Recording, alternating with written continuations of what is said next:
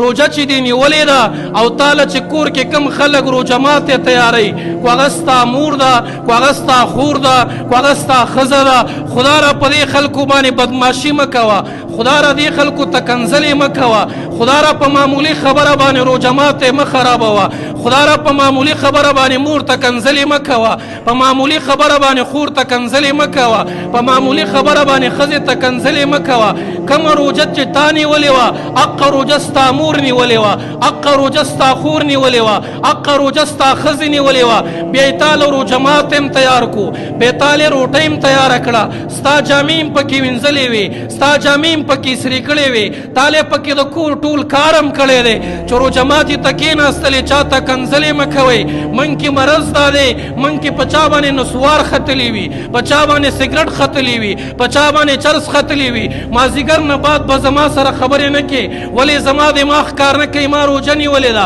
مازدیګر نه بعد به ما سره تیزه خبره نه کې، ولې زما دماغ کار نه کوي. پشمنۍ کې دا حالات دی، ځوان پسې مور لس ځلې روانوي، بچیه پاسېږه پشمنۍ تیار دی، ته به وایې کو روجه د مور دپاره نیسي، ته به وایې کو روجه د پلار دپاره نیسي، ته به وایې کو روجه د ښځې دپاره نیسي، ته به وایې کو روجه د خور دپاره نیسي. هغه خور چې د شپې 3 بجې را پاڅېدله، هغه مور چې د شپې 3 بجې را پاڅېدله، هغې پکې تهجد هم وکړ، هغې پکې د قرآن تلاوت هم وکړو، هغې تا له پشمنۍ هم تیار کړو، هغه تا پسې بار بار در روان هم ده. د دې خلکو شکریه ادا کوي، په مالګه باندې چېرته جنګ ونه کړي، په ترکارۍ تیزه کمه باندې جنګ ونه کړي، په روټۍ باندې جنګ ونه کړي، ولې دا داسې میاشته ګوره د چا دل ازاري ونه کړي. بیا خاص کر د مور او پلار دل ازاري خو مه کوه، بیا چې د چا کور کې څوک هم نه او د